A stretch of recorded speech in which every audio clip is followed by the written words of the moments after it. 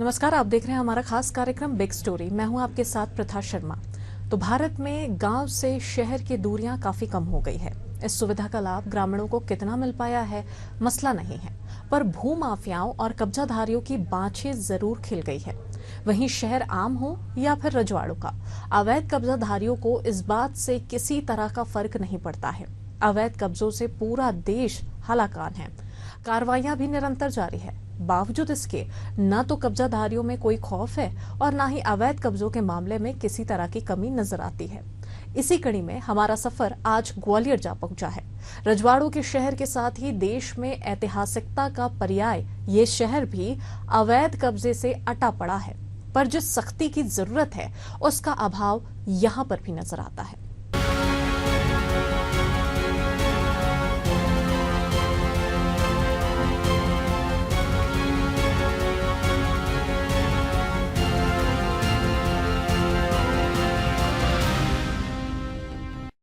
मध्य प्रदेश के ग्वालियर में भू माफियाओं ने सिंडिकेट बना रखा है।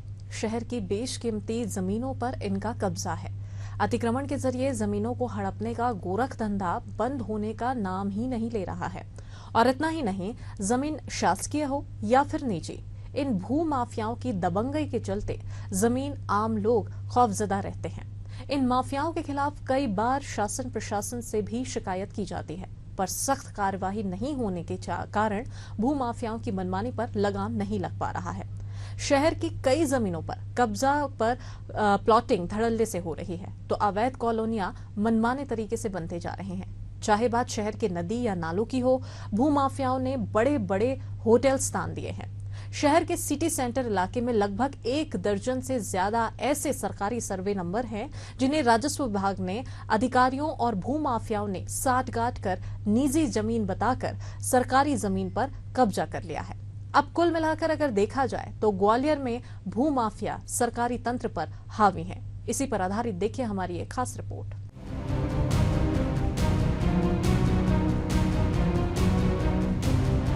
ग्वालियर में सरकारी जमीनों पर कब्जा कोई नई बात नहीं है। चाहे मामला ग्वालियर शहर के जीवाजी विश्वविद्यालय से जुड़ा हुआ ही क्यों ना हो।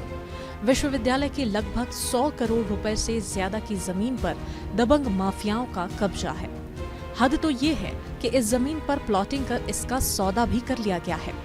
इसकी शिकायत विश्वविद्यालय प्रबंधन कई बार जिला कलेक्टर से भी कर चुका है और पत्राचार के माध्यम से जमीन को मुक्त करने की गुहार भी लगा चुका है। लेकिन बीते 6 सालों के भीतर इस मामले को लेकर तहसीलदार के नेतृत्व में महज एक समिति ही बन पाई है, जबकि दबंग भू माफिया महलगांव के सर्वे नंबर 869, 871, 872 पर कब्जा करके बैठे हैं। मध्य प्रदेश की बात करें तो सबसे ज्यादा जमीनों का फर्जीवाड़ा ग्वालियर चंबल संभाग में चल रहा है, जिसमें कहीं न कहीं सरकारी तंत्र की भी मिलीभगत देखने को मिल रही है। कैलाश नगर में कुछ ज़मीन पर अतिक्रमण है, जिस पर कि शासन ने उनका सर्वे भी करा रखा है और 1-2 बार ऐसे आदेश भी हुए हैं कि जो खाली प्लॉट हैं उनको हमको कब्ज़ा दिलाया था शासन की तरफ से। मुझे ऐसा लगता है कि शीघ्र ही वो हमारे पास आ जाएगा। तो हमारे अंदर जो कैंपस के अंदर जो विभाग हैं जिनमें थोड़ा ज़मीन की कमी, स्थान की कमी मिल आ रही है, उसको हम फिर बढ़ा पाएंगे। ऐसा संज्ञान में है कि करीब 30-32 प्लॉट ऐसे हैं जो खाली पड़े हुए हैं। वो तो इतना पूरा बता नहीं, लेकिन जो प्लॉट खाली पड़े उसमें शासन ने कहा था कि हम आपको कब्जा दिला देंगे। वो उसकी एक समिति भी बन गई थी, परंतु समिति ने अभी तक कोई कार्य किया नहीं है। ये विश्वविद्यालय की ज़मीन है जिसका सीमांकन 2018 में हुआ था और तहसीलदार ने इन प्लॉटों को यूनिवर्सिटी का बताया गया था और उन्होंने खाली करा के पोजीशन देने के लिए पत्र लिखा गया था 2018 में। पोजीशन नहीं दिया गया, यहाँ बाउंड्री थी, बाउंड्री तोड़ के किसी द्वारा अवैध कब्जा किया जा रहा है। इसकी शिकायत थाने में भी की गई, एसडीएम साहब को भी, तहसीलदार साहब को भी, कलेक्टर साहब को भी गई। फिर अब ये करने को अब कोई है नहीं है, तो अब जीवाजी विश्वविद्यालय के आरआई और पटवारी आए, उन्होंने कहा अपन आप दीवार बनाओ, कोई रोके तो हमको बताओ। इससे पहले यहाँ दीवार थी, बोर्ड भी लगा हुआ था। विश्वविद्यालय की भूमि का जो फाड़ दिया गया है किसी अज्ञात व्यक्ति को। कुल कितनी जमीन? 5 बीघा जमीन पे अतिक्रमण है जीवाजी विश्वविद्यालय की। कुछ मकान भी बन चुके, कुछ प्लॉट, कुछ मकान है, 32 मकान है, 33 प्लॉट हैं खाली। कुछ कोर्ट केस चल रहे हैं 30 प्लॉटों, 30 मकानों के। 32 कुछ खाली प्लॉटों को उनके लिए एक टीम बनाई है तहसीलदार ने 2018 में, जो खाली भूमि है उनका पोजीशन यूनिवर्सिटी को प्रदान किया जाए। ये एक राकेश शर्मा हैं, ये पूर्णतः शासकीय ज़मीन है और शासन और प्रशासन की एक कोई भूतपूर्व मंत्री हैं उनके दबाव में इन लोगों को शरण दिए हुए ये वहाँ पे डेवलपमेंट कर रहे हैं।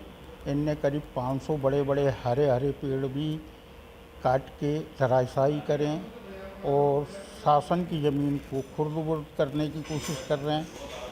करोड़ों अरबों रुपए की शासन की ज़मीन ये उसको बेचकर और अपना और उन मंत्री जी का पोषण करने की कोशिश कर रहे हैं, जो कि सरासर अनुचित है। अब अभी आपने शिकायत की है, अभी उसमें कितना काम हो गया है? और नहीं, उसमें तहसीलदार के द्वारा जांच के लिए आदेश निकाले गए थे, पर उनका काम निरंतर प्रगति पे है और काम में कहीं कोई रुकावट शासन प्रशासन या निगम के द्वारा नहीं करी गई है।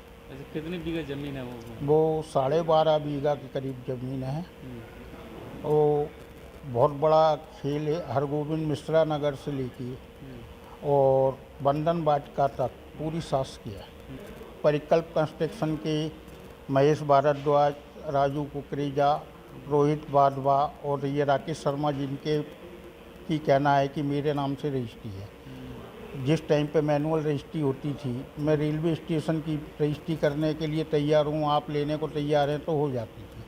तो उस रजिस्ट्री की तो कोई वैल्यू इसलिए नहीं है कि बंदोबस्त में शासकीय ज़मीन बहुत पहले से चली आ रही है, 125 साल से।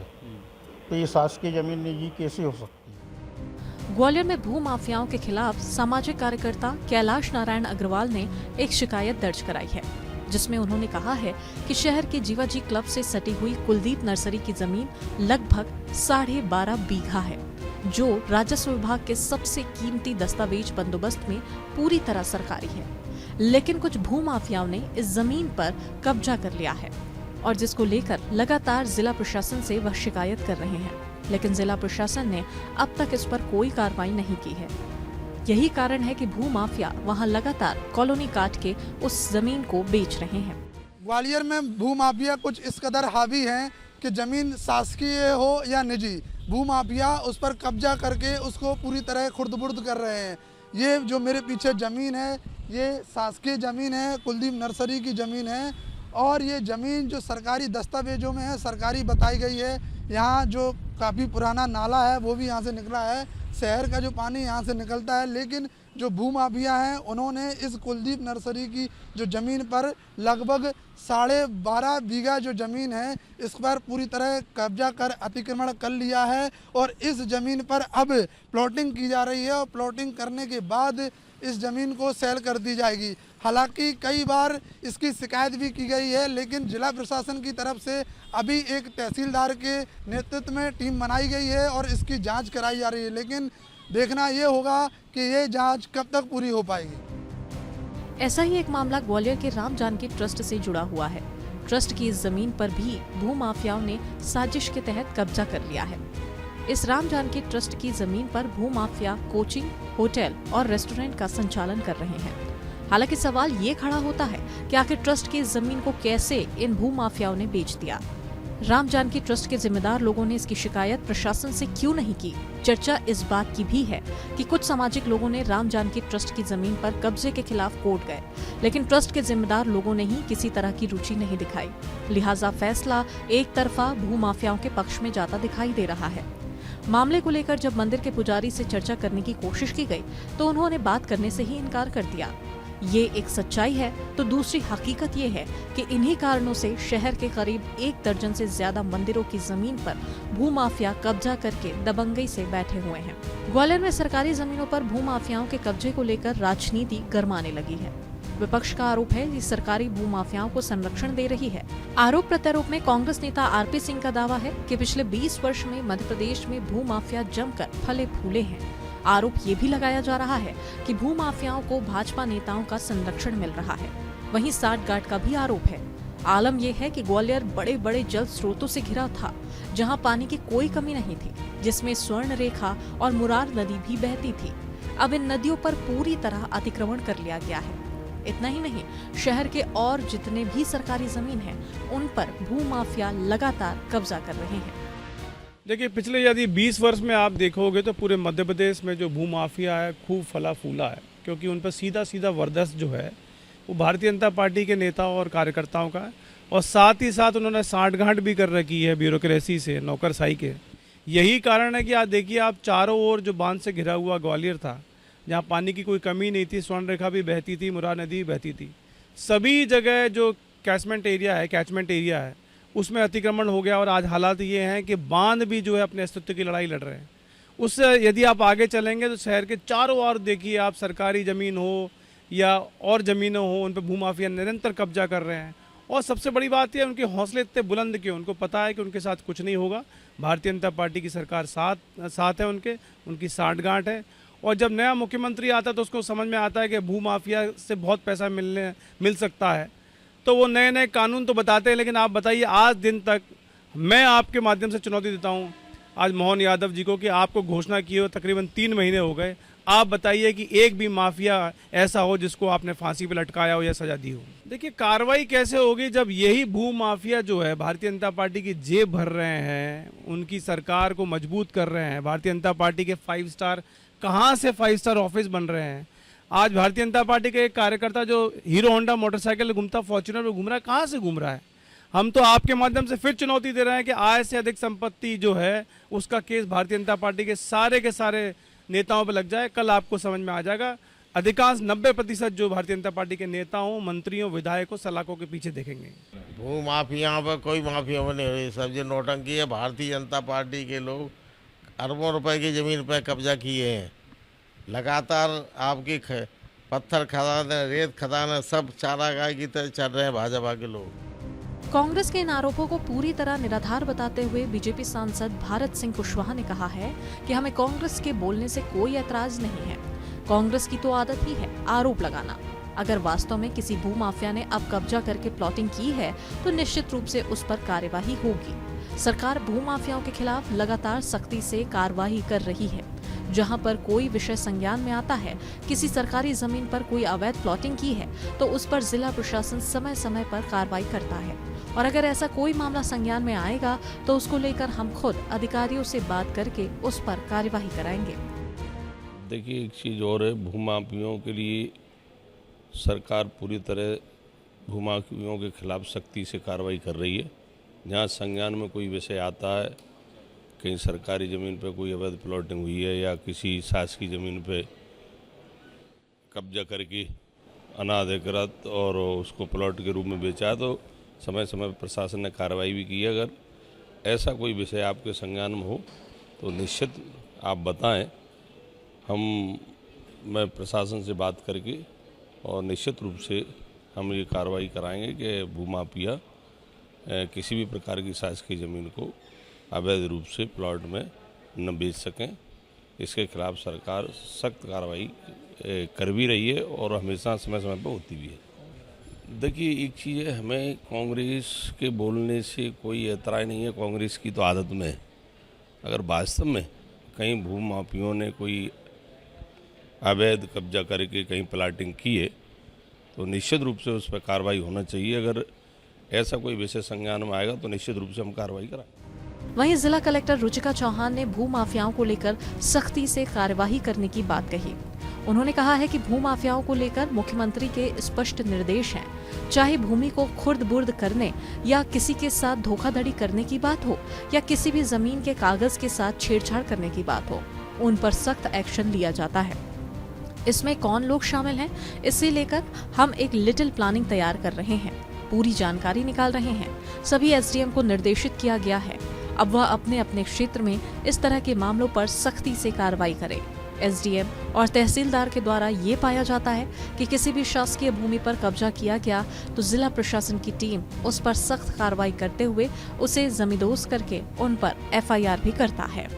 इसमें भी अगेन हमारे मुख्यमंत्री जी के बड़े स्पष्ट निर्देश हैं कि अवैध प्रकार से शासकीय भूमि को खुर्द-बुर्द करने का मामला हो या किसी को धोखाधड़ी के माध्यम से, गलत जगह पर कागज़ों के माध्यम से लोगों को एक प्रकार से छल करने का तरीका है। जीवन भर की लोगों की कमाई होती है, बड़ी मुश्किल से कोई प्लॉट इत्यादि खरीद पाता है। तो इसमें कौन लोग इस सब चीज़ों में इन्वॉल्व हैं, इसकी बड़ा हम लोग डिटेल्ड एक प्लानिंग कर रहे हैं और पूरा इन्फॉर्मेशन निकाल करके सभी एसडीएम्स अपने अपने क्षेत्र में इसमें कार्रवाई करेंगे। देखिए, अतिक्रमण हटाने की कार्रवाई लगातार नगर निगम करता रहता है।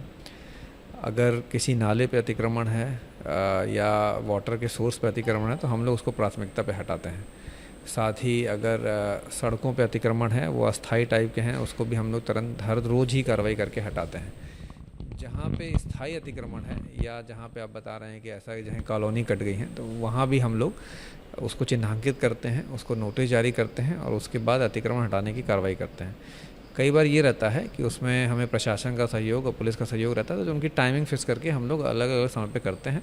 अतिक्रमण के खिलाफ कार्रवाई लगातार जारी है। अभी तो शासन के निर्देश भी हैं कि अगर कोई वाटर बॉडी है वहाँ के आसपास कोई अतिक्रमण तो उसको हटाएं, तो हम लोग प्राथमिकता में लेके हटा रहे हैं। उसमें प्रशासन और नगर निगम मिलकर कार्रवाई करते हैं। अगर सरकारी ज़मीन पे है तो प्रशासन हमें सहयोग मांगता है, हम लोग सहयोग प्रदान करते हैं।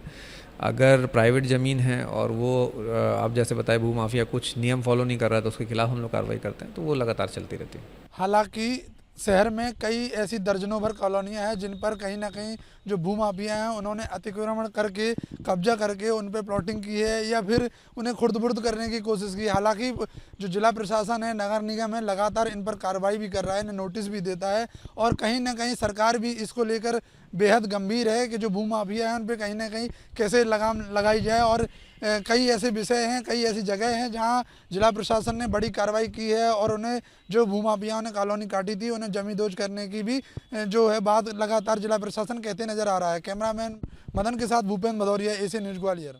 पुलिस, निगम और जिला प्रशासन चीजों को ठीक करने, सख्ती के साथ कार्रवाई करने, व्यवस्था बहाल करने के दावों से कभी पीछे नहीं रहती। दो राय नहीं कि कार्रवाइयां होती है, लेकिन उससे पहले कीमत का आकलन किया जाता है, नफा और नुकसान की बारीकियों पर ध्यान दिया जाता है, तब जाकर हरकतें होती है। इस सच्चाई से इनकार नहीं किया जा सकता है। देश में ये एक बड़ी विडंबना है जिसकी वजह से ही अवैध कारोबार करने वालों में खौफ नहीं होता। इसके विपरीत आम जिंदगी जीने और मेहनत की पूंजी के बल पर सपने का घरौंदा संजोने वालों की मुसीबतें घिरी रहती हैं। सप्ताह के बिग स्टोरी में फिलहाल के लिए इतना ही, लेकिन एशियन न्यूज का ये सफर निरंतर जारी रहेगा। अगले सप्ताह हमारी फिर मुलाकात होगी एक नए विषय के साथ, जिसमें पूरे सप्ताह देश के अलग अलग राज्यों के अलग अलग शहरों की समस्याओं का हम करेंगे खुलासा और जिम्मेदारों से पूछेंगे सवाल। तब तक के लिए मुझे दीजिए इजाजत। नमस्कार।